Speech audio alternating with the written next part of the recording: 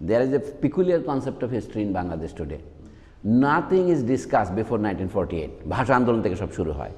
British বিরোধী যে একটা সংগ্রাম ছিল সেটা কোনো আলোচনায়, সরকারি আলোচনায় নাই। এমনকি 1857 was not celebrated this year, মানে this time, 150 বছরে। অথচ 100 বছরে ভারত, পাকিস্তান সর্বত্রই মানে centenary of the 1857, whatever you call them, events, mutiny, revolution or so in Bangladesh, এইটাকে বলে myopia, short view of history. It has its own benefits of focusing in, zooming in, but it also leads to alienation from the wider sense of history. And that may become eventually dangerous as a nation, not for an individual. আমি বলেছি এখন second অরিজিনটা বলা হচ্ছে France বলছে France is from the very beginning monarchical. ফ্রান্সের government 1990-এর দশকে 3টা সেলিব্রেশন একসাথে করেছে, যে bicentennial of the revolution and millennium of the monarchy, Capetian monarchy, তারা এটা করেছে। আর বলছে no, our real origins are from the France. Who are the Franks? They are the Aryans. এই যে ফ্রেঞ্চ রেসিজম, যেটা ইউরোপে জার্মান রেসিজমের জন্মদাতা, এই যে জোসেফ আর্থার গোবিনো সাহেবের বই যেটা on the essay on the inequality of human races, এসে সুর ইনিগালিতে লিনিগালিতে দে খাস রেসকে তো ঘাস উচ্চারণ করে দেয়, খাস উম্যান, ওই বইতে ইংরেজি অনুবাদ হয়েছে 1853-54-তে বেরিয়েছে। That became the foundation of German racism, বিশেষ করে রিচার্ড ওয়াগনারের নেতৃত্বে। So they think that the Aryans are the best white race of the people. এখন এই যে 3টা যে ঘটনা ফ্রান্সে করছে, মানে সমস্যা হচ্ছে France frankly speaking humanist or racist? আমার কাছে racism is the antithesis of humanism. Humanism means all human beings, whoever they are, whoever speak any language whatsoever, they are humans. কিন্তু ওরা বলছে no, those who are Aryan, white blood or European speakers, they are superior, way superior. সেটা জওহরলাল নেহরু লিখছে এগুলো, মানে তাদেরকে উদ্ধৃত করে। ইংল্যান্ডে এটা কিন্তু কমন সেন্স, ফ্রান্সও এখন কমন সেন্স, যে the Franks are the original Aryans. তখন গোবিনো সাহেব কী লিখছে? Since 1000 years, they have been intermarrying with other races, even other Europeans, Slavics and others. That is the reason for miscegenation and degradation of the French race. That is why the monarchy was overthrown in 1789. এই যে সেল্টিকদের তুলনায় ফ্রাঙ্কদেরকে এরিয়ান বলছে, দুজনেই তো Indo-European, সেল্টিকরা ফ্রাঙ্করা। এইটার সূত্রটা কি, এটার বেসটা কি? আচ্ছা, জওহরলাল নেহরু একটা সুন্দর উদ্ধৃতি দিয়েছে, সেটা বলছে কি জানেন? বলে কি লে নেগ কোমোসো আ কালে, কথা তাৎপর্য বুঝেছেন? লে নেগ কোমস আ Calais, the negroes begin from কালে, পাদু কালে যে বলেন, অর্থাৎ ফ্রেঞ্চদেরকেও নিগ্রো বলে ইংল্যান্ডের লোকেরা। আমি রেসিজমের প্রকৃতি বলছি। অর্থাৎ বলছে লে নেগ কোমস আ Calais, the negroes begin from Calais, English চ্যানেলের পার থেকে। এই যে নেহেরু বলছেন the British are an insular race, এটা নেহেরুর বই থেকে উদ্ধৃতি। And long success and prosperity has made them look down on almost all others. For them, as someone has said, le neg commence à Calais. But that is too general a statement, Nehru bolchen. Perhaps the British upper class division of the world would be somewhat as follows. Number 1, at the top, Britain, then a long gap. Then number 2, the British dominions, white population only. And America, ব্র্যাকেটে Anglo-Saxon only, and not Dagos, Wops, etc. এই শব্দগুলো অর্থ আমি জানি না। Dagos, Wops এগুলি local গালি, slang শব্দ। তারপরে বলছে 3, Western Europe, 4, rest of Europe, 5, South America, ব্র্যাকেটে Latin races, then a long gap, and then 6, the brown, yellow and black races of Asia and Africa, all hunched up more or less together. Nehru bolchen, how far we of the last of these 6 classes are from the heights where our rulers live. So আমি যে ইতিহাস যে মজা করার কথা বলছেন, if people take an active interest in what is happening in France today, এই জন্য আমার মনে হয় প্রথমে we should have a review of the situation of the French speaking countries today. তো সেই যেমন ফ্রান্সে যে ফুলার অ্যাফেয়ার, স্কার্ফ অ্যাফেয়ার আর কি, লে ফুলার, তো এইটা নিয়ে দু একটা প্রবন্ধ আমি আগে পড়েছিলাম, তো দেখি যে এখানে ইতিহাসে যে আমরা কেন, why do you begin from, আপনি যে বইটা রেকমেন্ড করেছেন আমাকে, ওই যে বার্থের বই, তো সেটা তো দেখি যে শুরু করছে এভাবেই, ওই যে ক্যালসকে তারা শুরু করেছে, Celt and then Gaulois and then they Frank. The true origin of France, according to them, is Clovis's conversion to Catholic version of Christianity. Before they got converted to another variety of Christianity, যেটাকে এরিয়ানিজম বলে তারা, এটা আর্যদের Aryan না, আরেকজন নবীন Aryan. So আমি this is the starting point আর কি, মানে 3 starting points of France. I read this in a book published by French External Ministry, Ministre étranger, তারা বলতেছে আমাদের 3টা অরিজিন আমরা একসাথে পালন করব। We are Christian Catholics, so our beginning should be enumerated with Clovis. Our we are a monarchical nation, so the true foundation of the monarchy is the Capetian monarchy. আর ওই ম্যারোভিঞ্জিয়ান, ক্যারোলিঞ্জিয়ান এগুলো হচ্ছে ইয়ের লোক, আপনার ক্লোভিসের লোক, তার বক্তব্য হলো। ওরাও ফ্রেঞ্চ, কিন্তু now proper French is with monarchy. তো revolution according to Gobineau is a degeneration from the আর deviation from the French high tradition.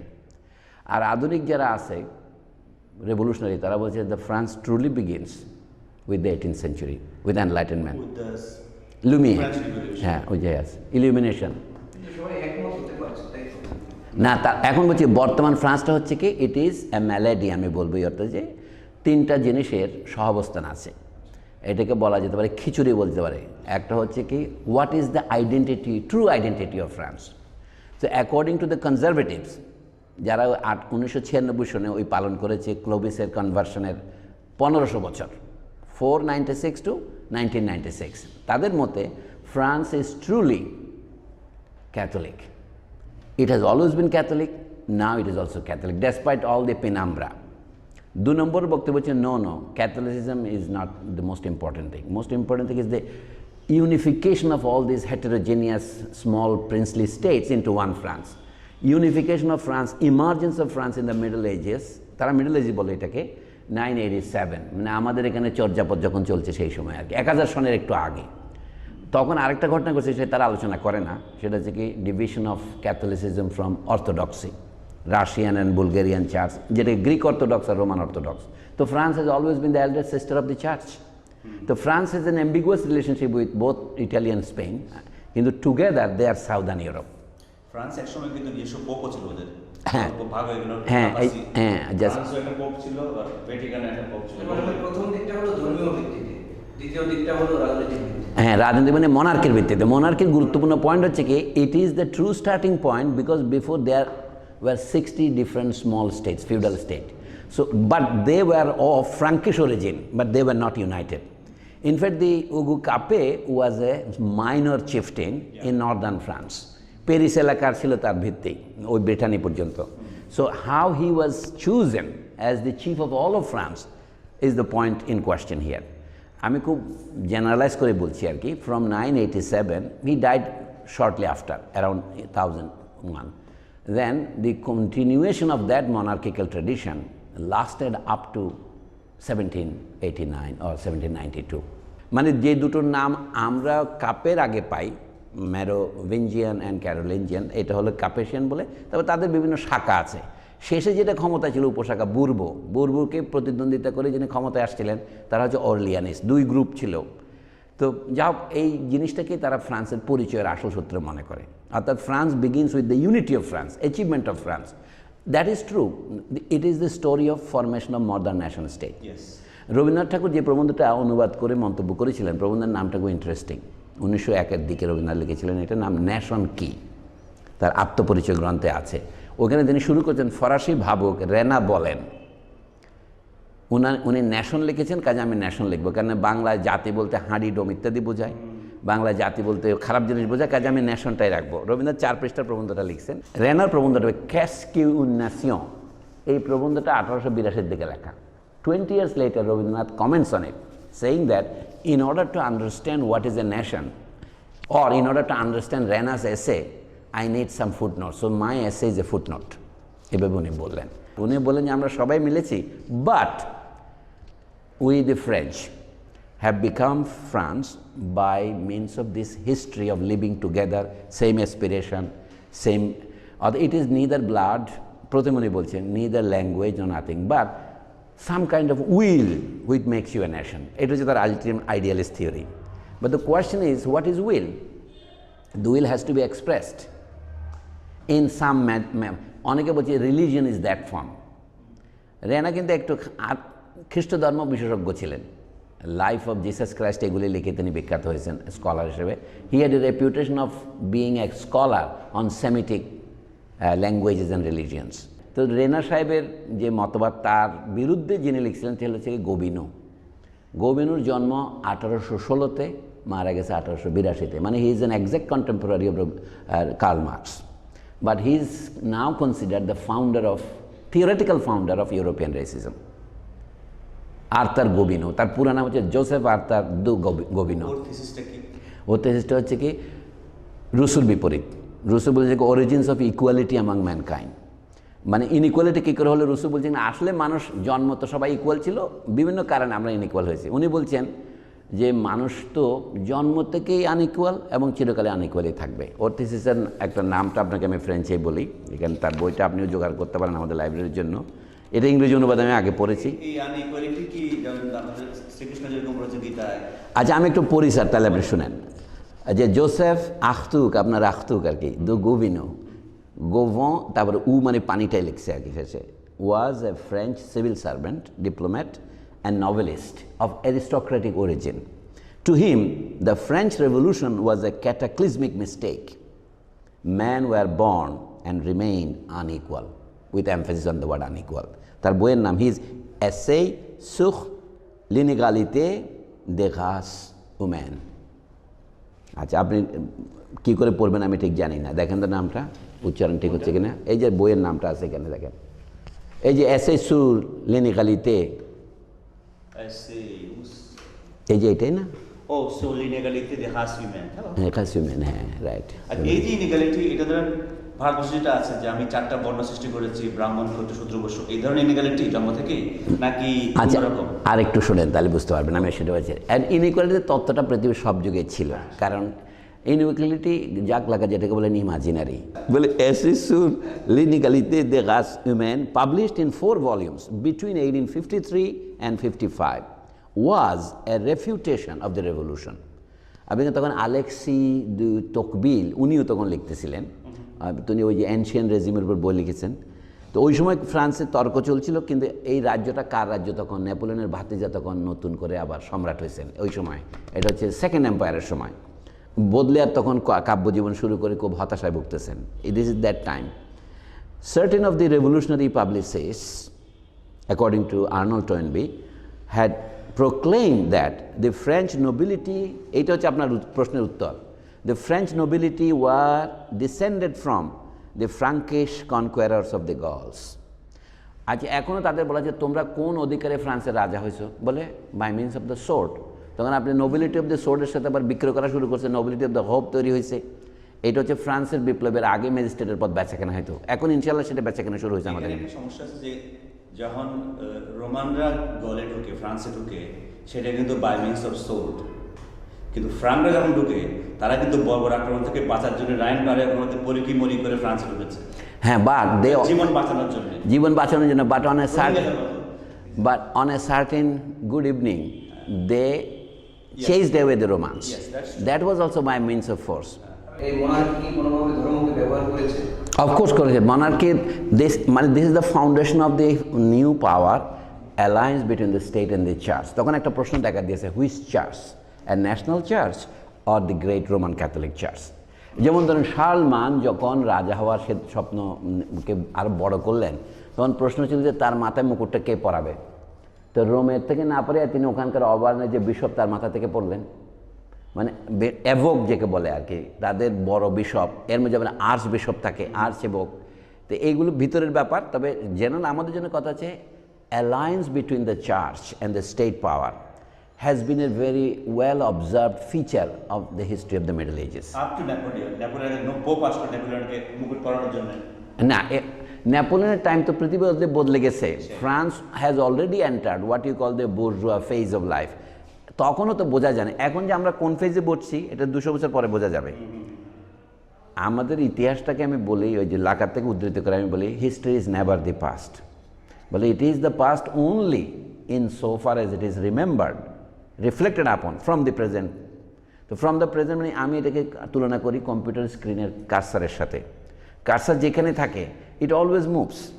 হিস্ট্রিও তাই। History, I redefine history as a vector, মানে the cursor with relation to the origin. So when the cursor moves, the vector moves. So history is always in a kind of tension, in a state of tension between the present and the past. আরেক ভদ্রলোক বলছিলেন যে যারা অতীত বোঝে না তারা বর্তমান বোঝে না। এর লোকের হচ্ছে মার্ক ব্লক, ওই যে ফ্রান্সের আনাল স্কুলের প্রধান। মানে কিন্তু যারা বর্তমান বোঝে না, আমি সেখান থেকে শুরু করেছিলাম আজকে কথায়, পড়ানোর technique একারে। If students are not interested in France as a living thing, why should they take a lot of interest in their past? Or they also would like to probably discover, if I were there, I would have said that, what is my connection with this history as a human being? Of course, anything human is mine. Karl Marx বলছিলেন, nihil humani ami alienum putu. Nothing human is alien to me. That is at the most abstract level. But people do not live by the abstract level. They live as concrete human beings. তো আমি চাইবো যে আমি চাই আমি ফ্রান্সে যাইতে পারবো কিনা, শিশের মতো ফরাসি বলতে পারবো কিনা, প্রত্যেকের একটা নিজস্ব আগ্রহ থাকে। So what are our students' interest in France? Yes, France is now very much part of Western Europe. Everybody knows that. And they are a world power, even if secondary, we know that. কিন্তু তাদের এই রেসিজমের সাথে আমাদের position কোথায়? জওহরলাল নেহরু যেমন দেখেছে আমরা 6 নম্বরে আছি, তারা 2 নম্বরে আছে ওয়েস্টার্ন ইউরোপে। এই সমস্ত জিনিস যদি পাবলিককে একটু আগ্রহী করা যায়, মানে Roman, Gaulois, Celtic and so on and so forth, তাহলে প্রেজেন্টে ফ্রান্সের যে অরিজিন এবং তার যে ইমপ্লিকেশনস ফর গ্লোবাল, একটা ধরেন 19th century throughout it was a victory of colonialism everywhere. Superiority of the white races was normal. Even Frederick অ্যাঙ্গেলসের মতো প্রোগ্রেসিভ সোশ্যালিস্ট লোকও বলছে যে ফ্রান্স যে আলজেরিয়া জয় করবে তো ভালো, মানব জাতির জন্য ভালো। Civilization of these uncivil races. This is not always true, but at that time it appeared as true. আমি চাই এই জিনিসগুলো, ফ্রান্স যদি আমরা মনে করি যে কি ফ্রান্স আরেকটা আমাদের পাশের দেশ বার্মার মতো আরেকটা দেশ, আমি যে methodologically will be wrong. We must locate France or place France in is proper place. It is a former colonial power. সেই জন্য তারা আন্নামিজ ভাষায় আগ্রহ নিয়েছে। Sylvain Levi wrote his original dissertation in 1895 on classical Indian theatre. ভারতীয় নাটককে ইউরোপে যারা জনপ্রিয় করেছে, এর আগে 100 বছর আগে করেছে স্যার উইলিয়াম জোন্স, আর ইনি 100 বছর পরে এটার থিওরিটিক্যাল ব্যাখ্যা লিখেছেন। সোল এবং উইলের মধ্যে নিশ্চয়ই একটা পার্থক্য ছিল আর কি।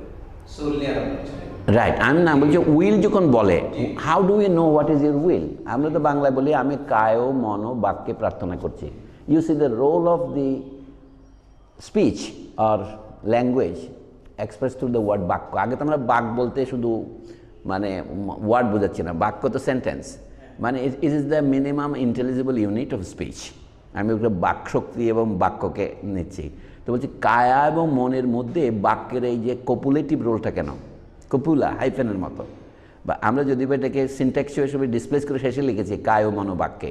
লাকা সাহেবের লেখাতে আমি প্রায় পড়ি, তো সেখানে দেখলাম যে মানুষের মন গড়ে ওঠার ক্ষেত্রে প্রথমে যেটা ভূমিকা থাকে সেটা হলো ছবির। Children first identify with a picture. যেমন যে শিশুর বয়স উনি বলছেন মোটর কোঅর্ডিনেশন হয়নি 6 মাস, তাকে যদি আপনি কোলে নেন, আয়নার সামনে দাঁড়ান, সে ধরতে চায় ছবিটা। It has been repeatedly seen in many experiments of child psychology. এবং ওই বয়সে মানব শিশুর পাশাপাশি শিম্পাঞ্জি শিশু কী করে এটাও পরীক্ষা করেছে তারা। মানুষের বয়সটা সে শীঘ্রই এই পর্যায়টা অতিক্রম করে, বানর শিশু অত দ্রুত অতিক্রম করে না। মানে where does the chimpanzee child fall short of acquiring language, whereas এই হিউম্যান চাইল্ড্রেনের বাক ফোটে কেন? প্রথমে যে রোলটা হয় সেটা হচ্ছে ছবির। It is your image that makes you in reverse. যদি আপনাকে বলা হয় যে ফ্রান্স এই দেশের একটা সিলেবাস বাংলাদেশের জন্য, এখানে আপনি কি কি আপনাকে পড়াতেই হবে, কি বাদ দিলে চলে না? আচ্ছা, আমি যে প্রথম কথা হলো প্রত্যেক দুনিয়ার ইতিহাস যখন আমরা পড়াই 3 ভাগে ভাগ করি, এটা কমন ভাগ, আধুনিক, মধ্যযুগ, প্রাচীন যুগ। ভারতে আমরা তাই করেছি। কিন্তু ফ্রান্সে মজা হচ্ছে কি ফ্রান্সে কোনো প্রাচীন যুগ নাই, in the sense of one we say antiquity. ইউরোপের কনটেক্সটে বললাম, আমরা অ্যান্টিকুইটি বলতে গ্রিক অ্যান্টিকুইটি বুঝি, রোমান অ্যান্টিকুইটি বলি। France is post Greek as a civilization. যেমন first visible discernible French city of whatsoever standard is Marseille. founded no more than 600 years before Christ. So তার বয়স 2600 বছর। এর আগে ফ্রান্সের গুহাগুলি পাওয়া গেছে, সেগুলোর বয়স অনুমান করছি আমরা 20,000 বছর, 17,000 বছর। সেটাকে ট্র্যাডিশনালি প্রি হিস্ট্রি বলা হয়। এখন আপনাকে সিদ্ধান্ত নিতে হবে, would you like to introduce prehistory, so call archaeological history? You can. যেমন ভারতীয় ইতিহাস পড়ার সময় এখন আমরা মেহেরগড়ে চলে যাচ্ছি, বালুচিস্তানে, আমরা হরপ্পা মহেঞ্জোদারো চলে যাচ্ছি। এর আগে সবাই বলতো কি আর্য সভ্যতা থেকে ভারতের সভ্যতা শুরু। Before the Discovery of Mohenjo-daro and Harappa only 1925 এই রাখালদাস বন্দ্যোপাধ্যায় খনন করে এটা বাইর করছে, এবং সেই দশকে আমাদের এই নলিনীকান্ত ভট্টশালী এটা বাইর করছে, ময়নামতি। এই বের করার আগে আমরা এখনও বাংলার ইতিহাসে এটা কিন্তু ইন্ট্রোডিউস করি নাই। অর্থাৎ এই যে ময়নামতি, এটাকে আমরা বাংলার ইতিহাসে নাই না, এটাকে বাংলার বাইরে ত্রিপুরার ইতিহাসে রেখেছি। এই কারণে বাংলার ইতিহাস শুধু পাল সেন থেকে শুরু করে। এটা পাল সেনের 700 বছর আগেরা। আমাদের আর্লিয়েস্ট বংশ হচ্ছে পাল, 750 খ্রিস্টাব্দ। এটা কিন্তু 2000 বছর আগের।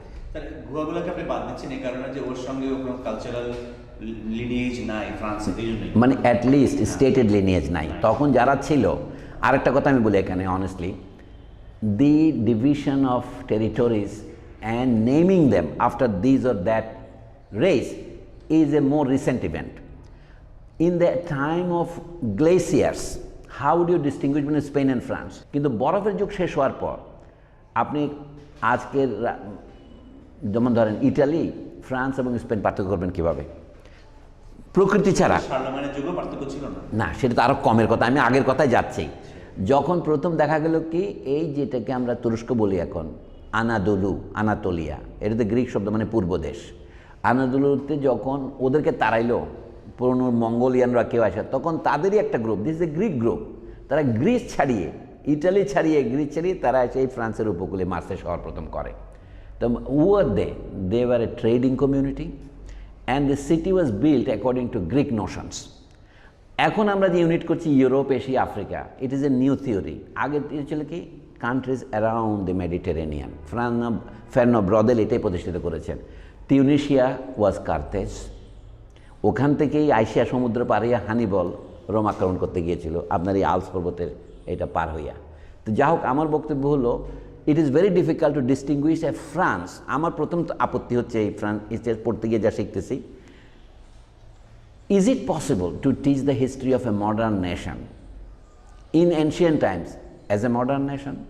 There is a mutual contradiction, because things were at that time, আমরা বাংলা বলে একাকার, মানে এখন লাকানিয়ান ভাষায় বলি things were real. Only now symbolically we are separating, this is the border of France, this the border of Germany. আরেকটা মজা কি, জার্মানদের যে গল্প, ফ্রান্সের অভিজাত শ্রেণীর গৌরব কি? আমরা German. That is the source of that pride. Our forefathers were all German, but we at that time they were call barbarians. এই যে আলেমান একটা জাতি এখনো আছে, আলমো আছে, এবং ফ্রেঞ্চ ভাষায় কি বলে? এই যে বুর্গুন তো ওই সীমান্তর দেশ, এটা ওটা একটা গোষ্ঠী। হ্যাঁ হ্যাঁ, বুর্গু। তো এখন সমস্যা হচ্ছে France has become a new nation. According to Gobineau it's a bad nation. Why did you mix up with others non Aryans? Original France were the true French, এবং পরে নানা লোকের সাথে মিশে, নিচু জাতির সাথে মিশে নষ্ট হয়ে গেছে। এটা কি 19th সেঞ্চুরির যে থিসিস ছিল, ওটাই অনুসরণ করছিল। আচ্ছা, এটা যে কী করে হয়েছে এখন বলি। This ideas were most eagerly absorbed, ironically not in France but in Germany. আচ্ছা, বলছে where a Gobineau club was founded with Richard Wagner as its most celebrated member. His operas were redolent of legendary Nordic heroism and Aryan glory. One of Wagner's daughters married Houston Stuart Chamberlain, the nephew of two Indian army generals who became a naturalized German. চ্যাম্বারলেন তো ইংল্যান্ডের একজন প্রধানমন্ত্রী হয়েছিলেন। His book, The Foundations of the 19th Century, published in 1899, emphasized the essential need to enshrine the race within the nation state. আমি বলছি modern nation state must be an amalgamated result of many race mixing. কিন্তু ওরা বলছে let us now purify the race. Bharatvarsha এটা এনেছিল স্বামী শ্রদ্ধানন্দরা, যাকে হত্যা করা হয়েছিল 1926। উনি বলছিলেন কি শুদ্ধি এবং সংগঠন। আর মুসলমানরা করছে কি তাহাজিব তমুদ্দনের মতো আর কি। এরা আঞ্জুমান করতে লাগলো, এরা বলবে তাবলিগ, ওরা বলে আমরা শুদ্ধি। শুদ্ধি মানে কি? Let us reconvert the Muslims into Hinduism. চলছে তো, চলে না। আমি বলছি এইগুলো হচ্ছে রিয়াক্টিভ মুভমেন্ট। তারপরে দেখেছি what did he do? He said this, where ever India reference দিয়েছে দেখেন, এটা কে লিখতেছে? চ্যাম্বারলেন সাহেব, যিনি জার্মান হয়ে গেছিলেন ন্যাচারালি বিয়ে করিয়া, বাগনারের নিসকে বিয়ে করিয়া, বলছিলে ডটারকে বিয়ে করিয়া। Wherever, as in India, nations are not formed. India is not a nation according to them. Wherever, as in India, nations are not formed, this stock of strength that has been gathered by race decays. Blah, blah, blah. The firm national union fixes the existing bond of blood and impels us to make it ever closer. So, this was the seed bed from which came Hitler's belief in Blut und Boden. Blood and soil, Blut und Boden. তারপর বলছে, and led to the cry, ein Volk, ein Reich, ein Führer. তাহলে প্রাচীনকাল নিয়ে একটা সমস্যা আছে। সুতরাং I'm in favor of origins of France when you can recognize France as some kind of a political unit. মানে Frankish people built up as many as 60 different chieftainship. এটা 59 হইতে পারে, 61 হইতে পারে। তারপরে যখন রোমানরা এসে তাদের দক্ষিণ অংশ প্রথমে কবজা করলো, তারপরে সিজার এসে যখন পুরা দেশটাকে করলো, ironically the first unity was provided by them. তো কাজেই আমরা এই জন্য বলি গলিক যে ফ্রান্স, অথবা এখন the same people who call themselves Celtic, the Romans call them no you are Gallic. এর রহস্যটা আমি এখনো বুঝতে পারি না। হ্যাঁ, আমার একটা প্রশ্ন হচ্ছে, how France was named France after the name of the Frankish people, but they were not originally Gallic. এখন রোমান প্রদেশ হিসেবে তার নাম ছিল গল, তার আগে তার নাম কি ছিল আল্লাহ মালুম, সুতরাং নাম বদলাইতে পারে। তো এখন the question is, since when the identity of France begins, একটা প্রশ্ন হচ্ছে তার পলিটিক্যাল ইউনিটি তখন থেকে ফ্রান্স। হ্যাঁ, তখন তবে তাদেরকে ইউনাইট করেছে কি? একটাই। এর আগে তারা যে বিভিন্ন প্যাগান ধর্মে, পেয়ান ধর্ম বিশ্বাস করতো, এখন ওরা তো বারবারিক ছিল, এই ক্লোভিসরা।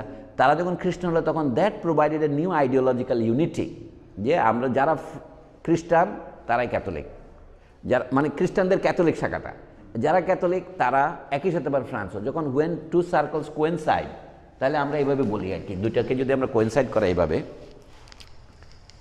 ওভারল্যাপিং, এই যে আমরা ফরাসিরা আমাদের একটা খারাপ জিনিস শিখেছে, I think therefore I am, here I think here I am, দুই জায়গায় হতে পারে। এই জন্য লাকাফের রসিকতা বলছে, I think where I am not and I am where I don't think. এইখানে আমি চিন্তাভাবনা করি না, এখানে শুধু থাকি আমি, আর এখানে চিন্তাভাবনা করি। আচ্ছা, এখন যদি দুটো কাছাকাছি আসে, এখন কী হবে? এটা ওভারল্যাপিং, এটাকে ভ্যান ডায়াগ্রাম বলি আমরা।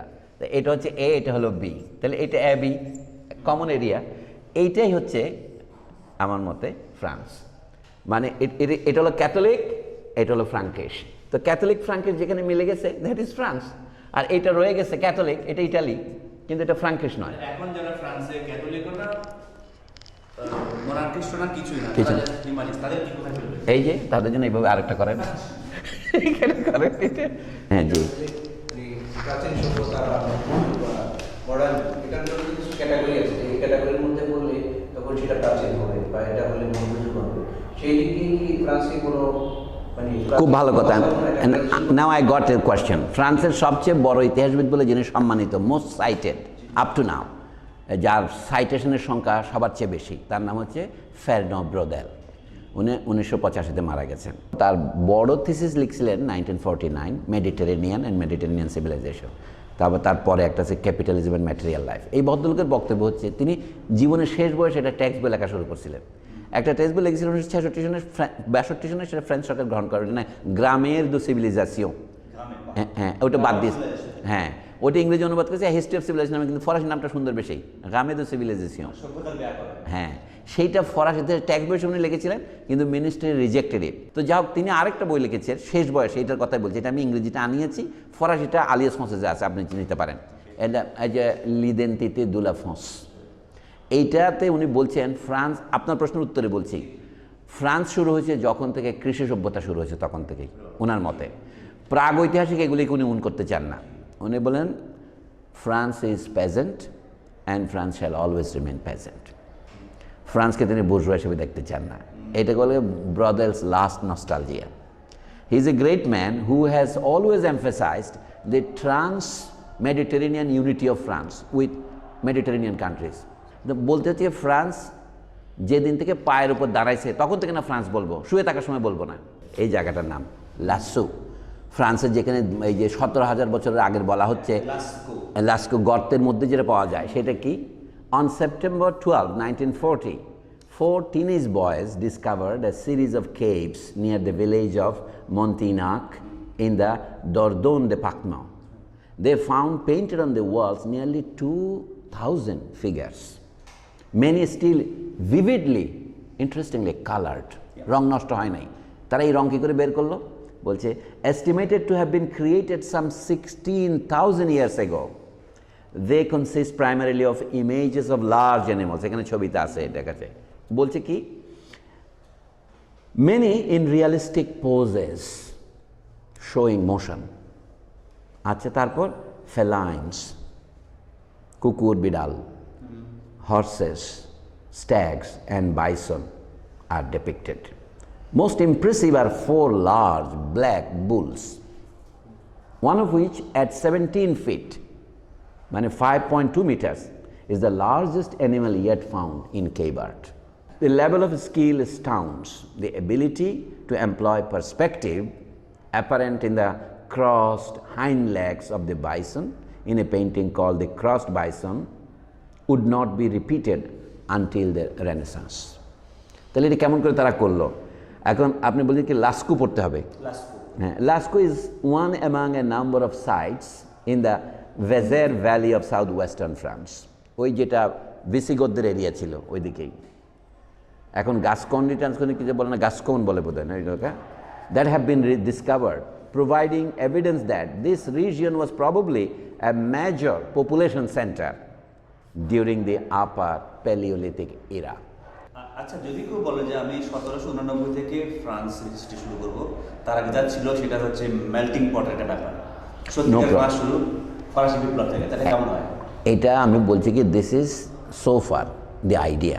এখন আমাকে দেখতে হবে ফ্রান্সের পণ্ডিতরা কী করছেন। আমি জর্জ দুবির লেখা ফলো করি। জর্জ দুবির বইটা আমি পড়ছি, Histoire de la France des origines à nos jours। এইটা হচ্ছে জর্জ ডুবির সিলেবাসটা নিয়ে আসছি আমি। উনি কী পড়ান? জর্জ ডুবি মারা গেছেন 1996-তে। He was the last member number 26 of the academy Francaise. তো তার যে পাণ্ডিত্য, আমি তো তার অন্য বই পড়েছি, মিডিয়েবল বিশেষজ্ঞ। আমি একটু সংক্ষেপে আপনার দেয় কী কী পড়াইছেন। তার বই হচ্ছে এই যে সামারি সোমের। প্রথমে লে পাই, দেশের জিওগ্রাফি প্রথম চ্যাপ্টার। আপনি সিলেবাসগুলো এখান থেকে করতে পারবেন। হ্যাঁ, লে পাই প্লুরালে, লে পেই কান্ট্রি সাইড লিখছি আর কি আমি, লে পেই। এখানে আছে লো নর্থ ওয়েস্ট, লে প্ল্যান, লে মাসিফ আঁসিয়ন, le couloir des plaines orientales, les Jean Montagnes, Green Mountains, ইত্যাদি করছে। এটা দেশের বিবরণ দিয়েছে। এটাতে হি স্পেন্ট অ্যাবাউট 40 pages। বইটাতে বিরাট 1258 পৃষ্ঠা। So I divided it into 2 volumes. আমি এই থিওরিতে মনে করেন ইতিহাস পড়াতে গিয়ে ভূগোলটা একটু পড়াতে হবে। Absolutely, this is the absolute demand of হজরত ফারনা ব্রদার। উনি বলেন কি there cannot be any history without geography. এটা বলে না। ওনার যে আইডেন্টিটি অফ ফ্রান্স 2 ভলিউম আমি আপনাকে দেবো, দেখে উল্টে দেখেন। আপনি পড়বেন কেমনি? আপনি কোন পঞ্চগড় কোথায় জানেন না? না, জানেন না তো। আমরা ইন্দ্রপ্রস্থ কোথায় জানি না, কুরুক্ষেত্র কোথায় জানি না, গৌতম বুদ্ধ জন্মাইছে এটাও জানি না। জি, এবং সেই হিসাবে সত্যিকার অর্থে এক জায়গায় মানে খুব কমফোর্টেবল লিভিংটা হয়তো ফ্রান্সে হয়েছে যে খুব বেশি দিন না। না, আরেকটা কথা, খুব বেশি দিন না হলো 10,000 বছর। ইউরোপে আমরা যেতে নতুন পাথরের যুগ বলি, এটার বয়স প্রায় 10-12 হাজার বছর। আমরা নতুন পাথরের যুগ থেকে লোহার যুগে, ব্রঞ্জের যুগে এসেছি। আমি সেই গল্পে যাচ্ছি না, আমি বলছি আপনাকে যেটা বলছেন।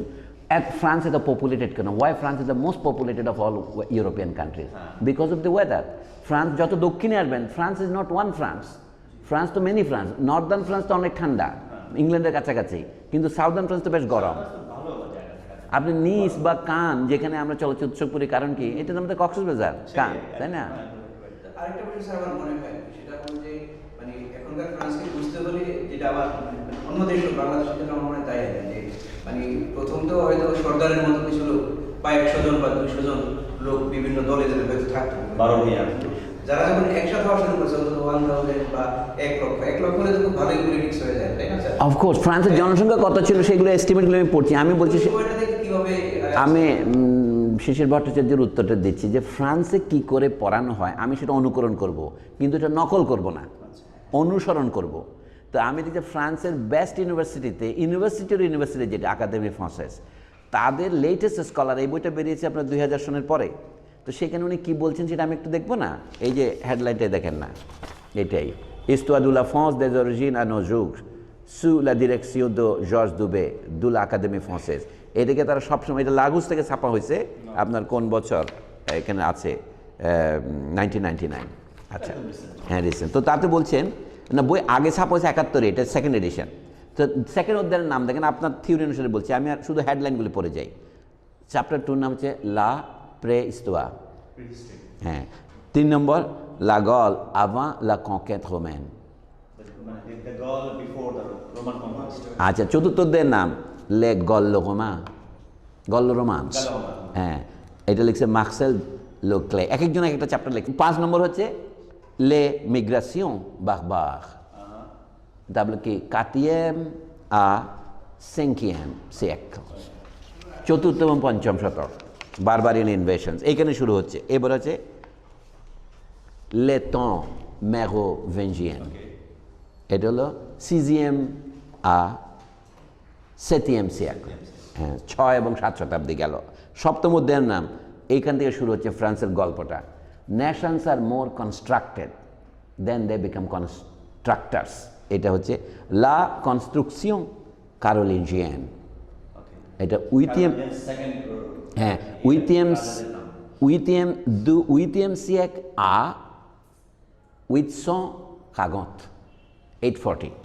ওদের নিয়ম ছিল কি, সম্পত্তিটাকে এখনো আলাদা করে দেখা হতো না, ইজ লাইক ফ্যামিলি প্রপার্টি। বাবার মৃত্যুর পর 3জন যোগ্য ছেলে আছে, 3জনকে রাজা করতে হবে। So what is the way but to divide it? This is origin of modern feudalism. Western Francia যেটা বলতো সেইটাই ফ্রান্স হয়েছে, ইস্টার্ন ফ্রান্স এটা জার্মান হয়েছে, মাঝখানে 3টা ভাগ করা হয়েছিল, সেটা তো ওয়েল নোন স্টোরি। 8ম অধ্যায় কি লে dernières invasions, এই তো গ্রিকে খো, এই যিশু খ্রিস্ট লিখে, কিন্তু এটা আমাদের জ্যোতিষে ব্যবহার করা হয়, সদৃশ্য ঘোড়া। হ্যাঁ, ওইটা তো ওই হোরা স্যার, এটা তো আওয়ার, আওয়ার যেখান থেকে আসছে, লক যে বলি ফরাসিরা, না? হ্যাঁ, এটা মানে হচ্ছে মাটি, হ্যাঁ। তো মাটির পাত্রকে আমরা খোরা বলি চট্টগ্রামে, এই যে খোরা, এবং খোরা বলে দেন সেটা খোরাক হয়, এক পাত খাবেন আপনি। আচ্ছা আচ্ছা, মানে এই কোথা থেকে আসলো? থানা যে বলেন আপনি, এটা থানাটোর সাথে যোগাযোগ আছে, খেয়াল করছেন? থানাটোর এখন তো থানা, কিন্তু থানাটোর, এই থানা মানে তো মৃত্যুর দেবতা গ্রিকদের। তো সুতরাং থানা যে ভালো জায়গা নয় এটা বুঝতেই পারেন, খুন খারাপের জায়গা। আচ্ছা যাও, আরেকটা চ্যাপ্টারের নাম বলি। এখন আসলে জর্জ দুবি, আচ্ছা এটা হচ্ছে না, এটা হচ্ছে এর মধ্যে প্রধান হচ্ছে নরমানরা, উপর দিক থেকে আসলো। তারপর এইখানে যাদের সাথে হলো, যেমন লেগলিজ খোয়া ও লাইক, এই যে লাইসিজম কথাটা এখন আসতেছে, লেম্যান অ্যান্ড ক্লার্জিম্যান। আমি সেটাতে যাওয়ার আগে আর কি আরেকটা নাম দিয়েছে লে ফিউদো, জমিদার। এটা হচ্ছে 980 à 1075, 75, এইটা গেল। এর বাকিটা হলো, এই শব্দের অর্থ আমি শিখেছিলাম, এখন ভুলে গেছি। লেসর, লেসর উত্থান, হ্যাঁ, লেসর দা 12e siècle, 12e, এটা 12e আর 12e কোন দ্বাদশ আর 2 এর মধ্যে আমি করি 12e, পারি না, 12e, হ্যাঁ। আচ্ছা আচ্ছা, 11 নম্বর চ্যাপ্টার হচ্ছে লা সন্তেজ কাপেশিয়ান হবে বুঝছেন না, ক্যাপেশিয়ান, হ্যাঁ, লা সন্তেজ সিনথেসিস হবে আর কি, হ্যাঁ, সেন্টেন্স হবে উচ্চারণ। সিমটমকে সামটম কি একটা বলে, হ্যাঁ, সিম্পলকে সাম্পল বলে না। আচ্ছা, লে গ্রান্ড রয়্যুম, গ্রেট কিংডম, এটা হলো 1270 থেকে 1348। এই হচ্ছে তার ইতিহাসের প্রথম পার্ট।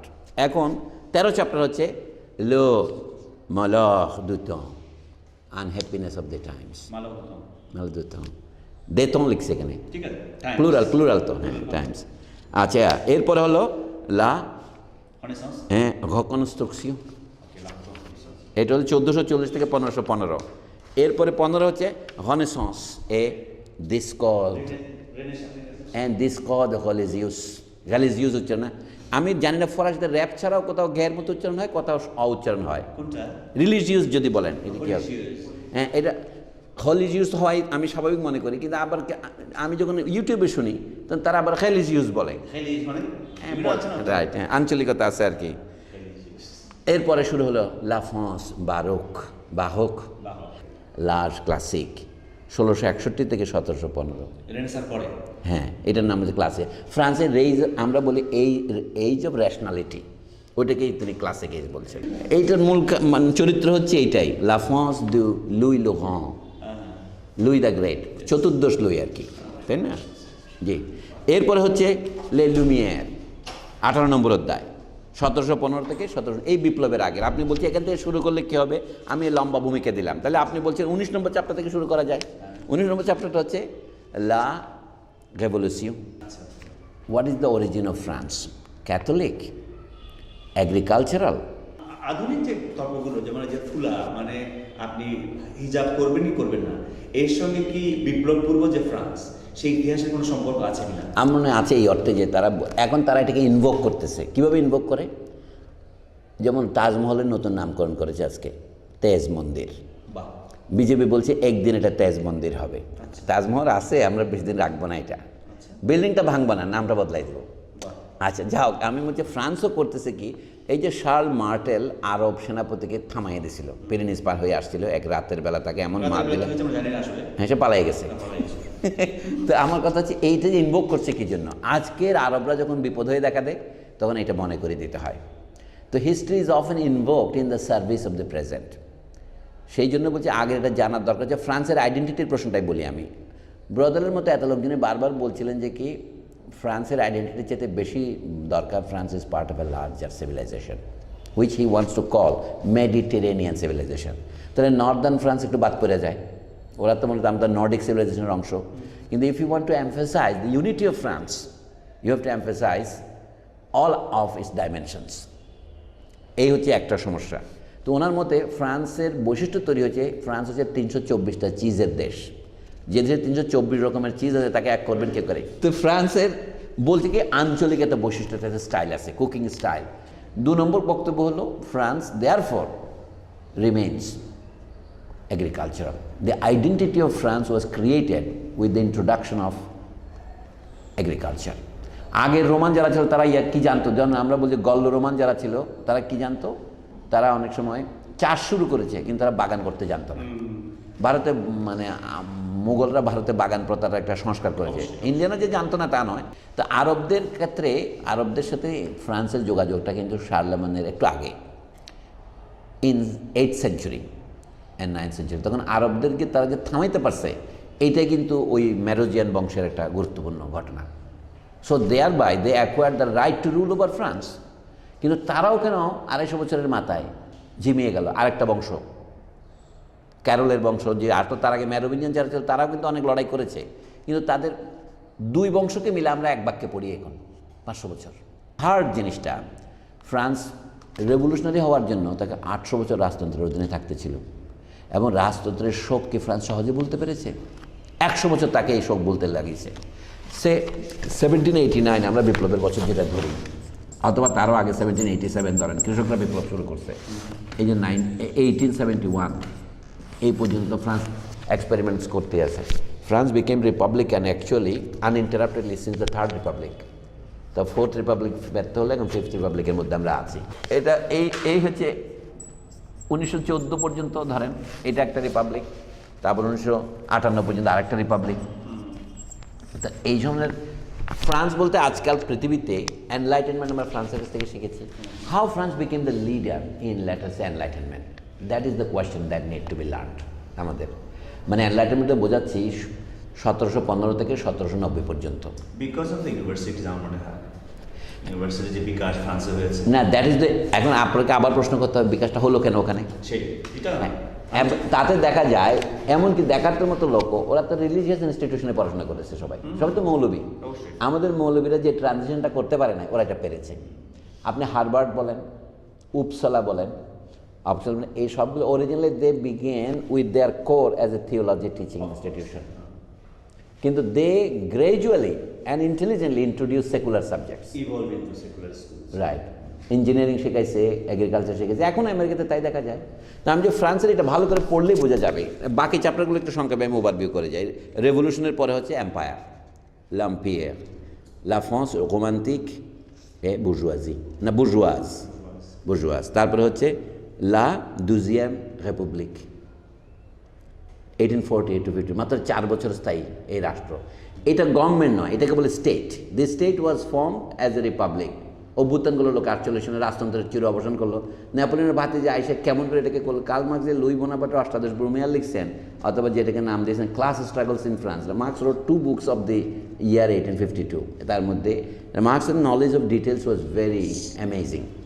এই জন্য যে এরপর এই বইয়ের থার্ড ভাগের নাম এখন আসলাম, লে temps nouveau du